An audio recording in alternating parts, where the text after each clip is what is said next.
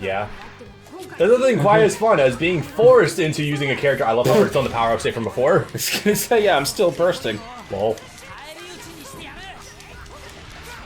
But no, this fight is really rough. It's pre-time skip. I did actually try to S-rank this mission with pre-time skip with Usopp. It didn't end well at all, but yeah.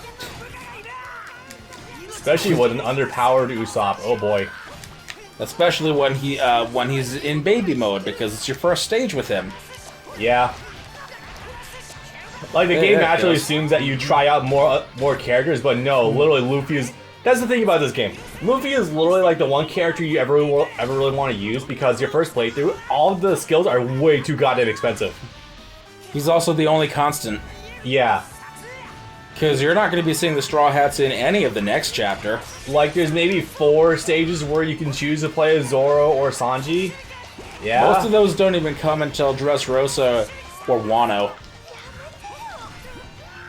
Your PS4 fan is turning on for a fist fight of all things. What the hell?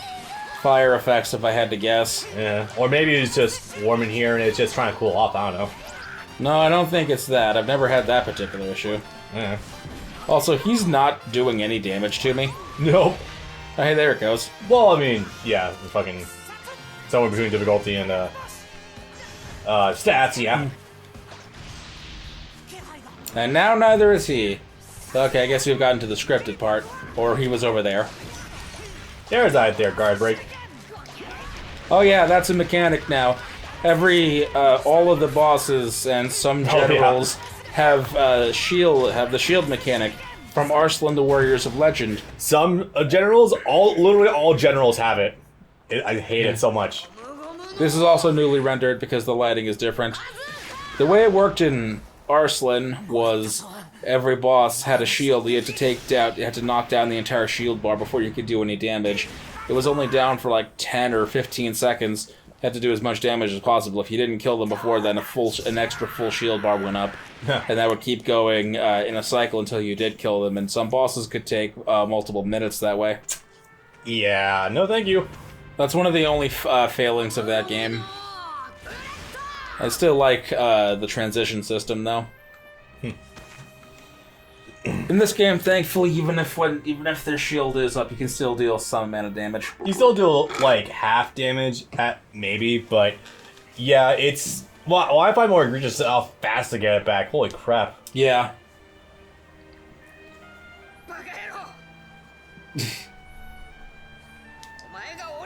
I don't know about that. I think he put up a pretty good fight.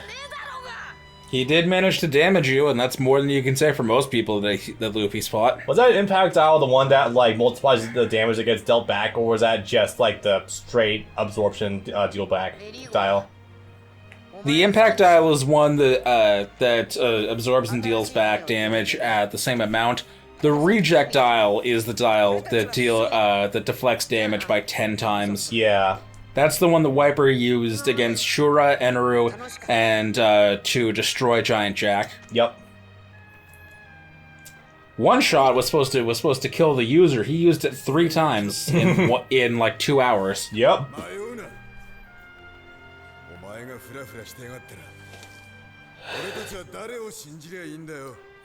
Zoro's a big world out there. Everyone's gonna have doubts about something. Come on. So I already hate how crying looks in One Piece in general, because apparently you also cry out the nose and the mouth in One Piece.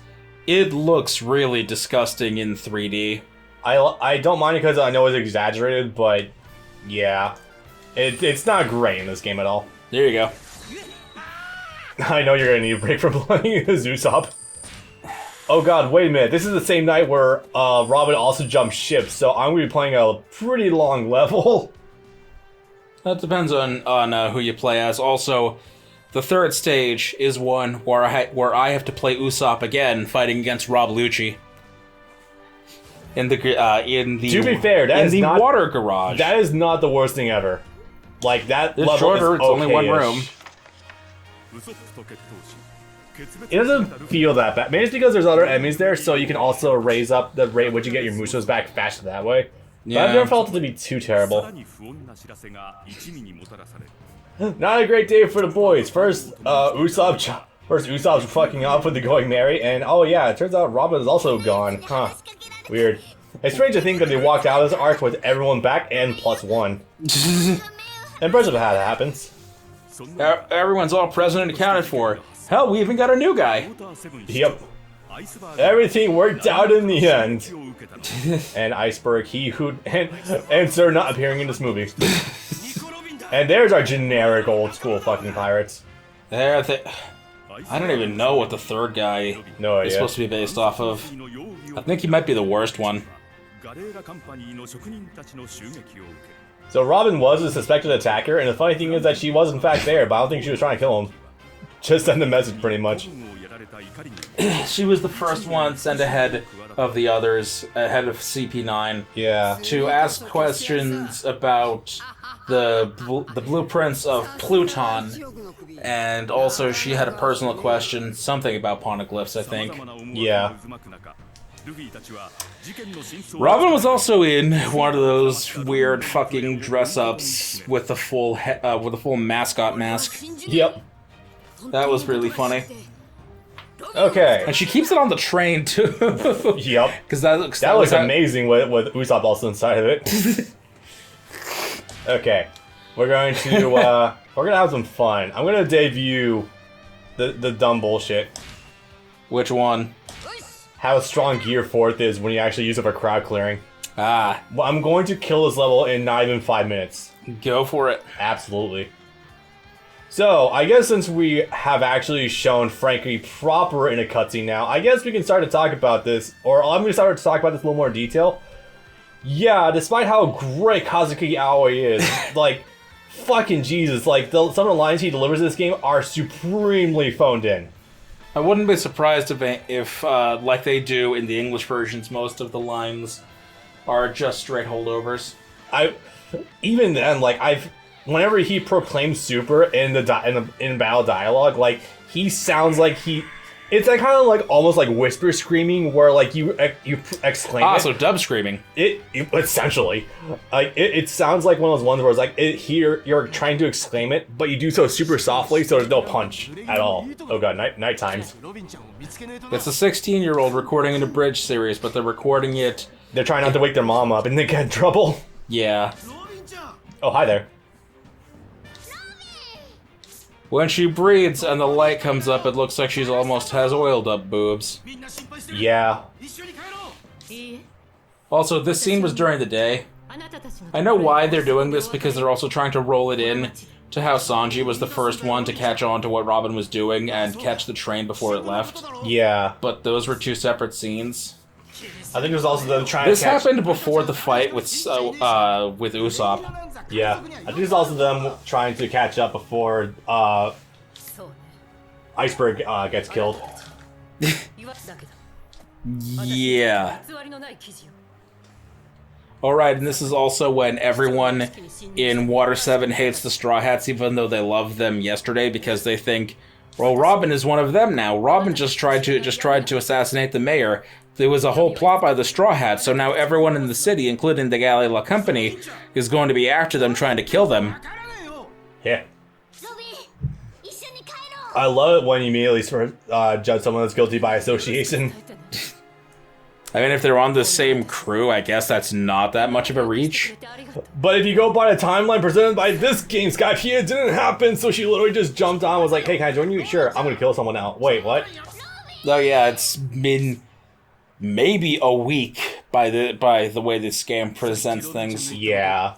Look at those PS1 textures on that wood. Dude, look at the water back there. I was gonna say, yeah, to say nothing of the water, which only has currents in like a small fraction of the water. Yeah. The X on Chopper's hat doesn't look like it's stitched in, it looks like it's a sticker that's falling off.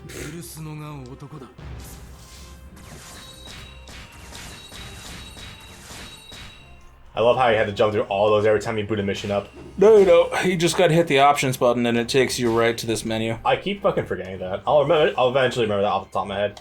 Snaky or bouncy? Bouncy. Do you want to show how destructive this is when you actually use it in a full corridor? Yes. Alright, gradually restores, increase attack in full burst, coin collectors, good. Special, easier to fill, increased duration, good stuff. This build is really more optimized than much for utilizing Gear 4 to its maximum potential. And if you're fast enough, you can pretty much always stay underneath it. Have a ball. Okay, so I think this mission is actually pretty goddamn straightforward. You take care of people on the outside, and you take care of people, like, going up toward the mansion, pretty much. This mission is mercifully easier than the version in 3, where you had to wait for 15 fucking minutes outside the front door of Iceberg's mansion, constantly defeating enemies forever, while Nami had to go circle around the back. Yeah. And you had to wait for that to happen in real time. You are able to take over bases in this level, but honestly, it's not even really worth it. Nah. Yeah, this is also going to be one of those instances where I am going much faster than the game is actually keeping up with. You do have some enemies that it's telling you to beat, though. So, general advice for Gear 4's Bound Man. Basically, don't use Strong 4, and you're off to a good start. Which one is that one? That's the chargeable one, King Kong gun up from above. Oh no, that one's fine. Just so long as enemies aren't moving. It's fine, but actually the damage is not nearly as scaled as you would think it'd be. It's a matter of the range, really. You get the highest shockwave. Yeah. So now I'm way ahead of the level already. Head towards the ship dock. Oh, okay. Sure. Gather information has this abomination. Smash, Strong 2 is fine. It's the... I still don't know how the hell that move works. The duplication of the arms and cannon. Oh, yeah. How... Kongorgan. Kongorgan. His name is really dumb. Yeah, it's not really clear, especially when somehow, invariably, every one of your attacks will always end in some form of culverine. That's the zigzaggy one. Yeah. I find that to be way worse, personally, for Snake Man, but yes. It can be a... Yeah. Let's see. But you know what? At least in Bounce Man, it's not as narrow, so you have a better chance of hitting someone than hitting almost no one when you're just hitting someone with a regular-sized arm. Yeah. Oh yeah, funny thing is, though, the other movesodes you actually pack with Bowman are fucking obnoxiously good. Like this one. They're actually using, yeah. This one does so much damage, actually, if you line it up close to someone. Like, actually way more, I think, than is intended. That's like pretty much your kill move. This move is fine. It does damage, but it's a little finicky with the angle sometimes. Yeah, it's not great. I think they should have given Bounce Man an original Muso as well, like they gave to Snake Man. I think I'm inclined to agree, Destroy all of those cranes. There's like 6 of them. Oh boy, after I'm actually really goddamn close to the mansion at that. Fun shit. But there's a giant crowd of bosses up there if you want to kill them. But as we mentioned before, the dash speed, yeah, you are literally flying just inadvertently. The only thing that sucks, though, and this kind of goes for a lot of flying characters in general, it's very fucking hard to descend fast. Yeah, that's not rough. Great. That's pretty bad. I do love. Oh, he actually does make that sound. He does. Yeah, it's great. Did I already get this one? Yeah. Yeah, you got the one over. Oh, right. You can't do that. I forgot you can do that because there's no point in doing that. I know, right? Sometimes it is worth doing it if you're in a much bigger stage, i.e., Marineford or somewhere else, Wano. Oh no, especially Wano because oh god, the last stage. Fuck that to hell. Oh yeah. Also, the mansion actually spawns infinite enemies. Yes, it does. That is a holdover. Yeah. Did I already take out the cranes? No, you only took out like one of them. I took out 2, I think, but I can't pinpoint what the next one is. That's the thing. Yeah. Well, there's one of them, but you're gonna go around a while to find it. Oops. I actually wanted Congress Hockey, whatever. So also, a number of people actually have access to Congress Hockey in this game, which is good. Yep. That means that a lot of people have access to a pretty good Muso. It's good, it actually does damage, it's... Great base killer. Base killer, full 360 hitbox, not that bad in range either, it's actually very nice. Some people will tell you not to use it, those people are dumb. If you really don't have anything better in your toolkit, then you should definitely use it, but if you don't, for some fucking bizarre reason, then... Or sorry, if you do have something better in your toolkit, then yeah, maybe use that over Congress Hockey, but free 360 hitbox is pretty nice. Few characters have more than 4 or 5 Muso attacks anyways, it's still going to be one of your best bets. Oh yeah, definitely. Like, only a handful of characters beyond the Straw Hats have more than the standard 4 to 6. Yeah. Alright, let's see. What am I missing? Breakthrough, Gallery Lock, Craftsman in front of HQ, breakthrough. Here, right? Pretty sure. Oh yeah, no, that's where the yellow, the green X is. Yep. They still want you to beat the cranes though, but I guess that takes a backseat.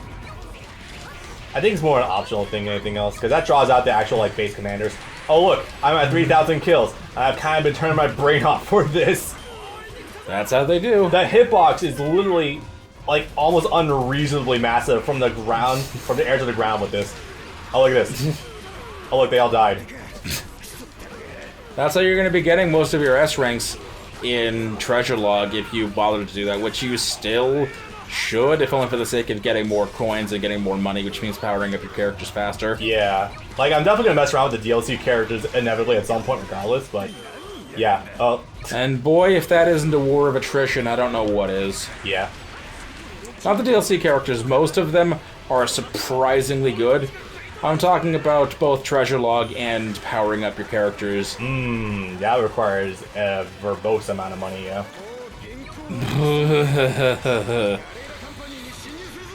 I don't regret the... Wrong move, whatever. I'll take it. It still does a good amount of damage. Very good amount of damage, actually. I don't often regret doing the double dips for games that I do. I really did for Pirate Warriors 4 on Switch. It runs very well, that's not the issue, but within the span of a single year, trying to complete that game twice is death. Yep.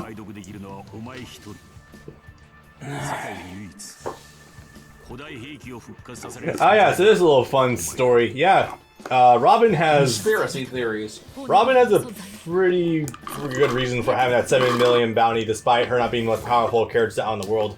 79 million, set when she was 8, literally only 1 million less than Crocodile. Oh wow. Alright, that's what that's about.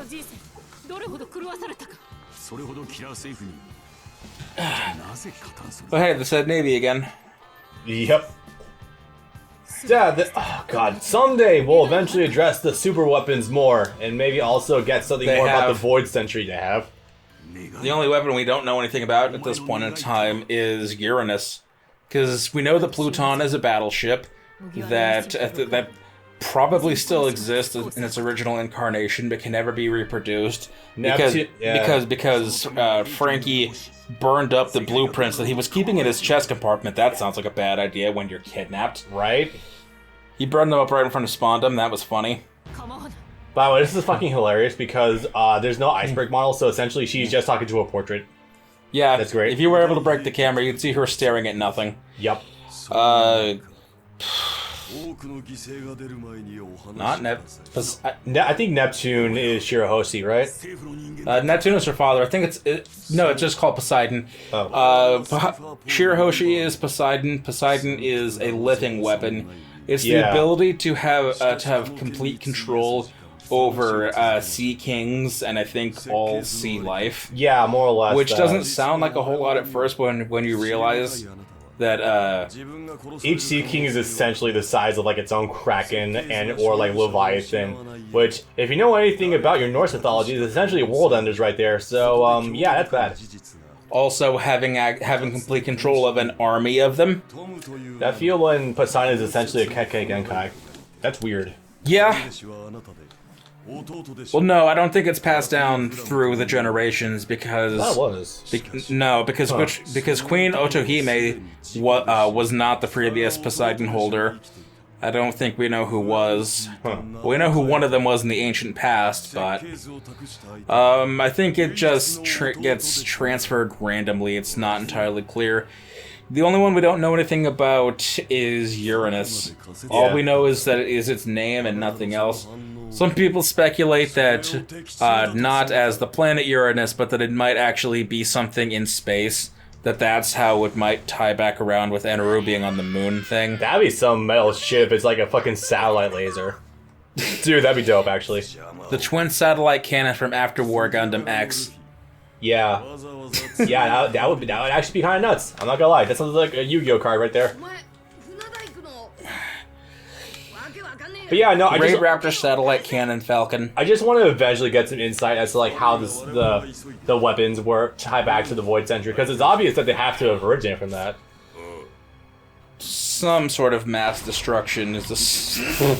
Oh no, I can't play online with people in this story mode, which is most likely single player. Oopsie. You don't want to get that online mode assist thingy? Not at present. Okay, let's see here. Bruno is a fucking pushover. Like, just no matter what playthrough you're on, first or like 50th, super easy. Bruno is a weird case because he's the definition of a literal nothing character, but at the same time he has probably one of, if not the most abstract devil fruits we've seen in the entire series. Yeah. In the form of the door fruit. I can just open doors to pocket dimensions. And yeah, he's essentially like dimension hopping in a sort of way. Yes. It's like, you can't really do anything with that aside from run away. He's not using Kamui, he's not storing things in there. He just uses it to dodge and sneak up on people. And that's cool, I guess, but that seems like something that you could have made just one of the 6 powers. Oh, hi.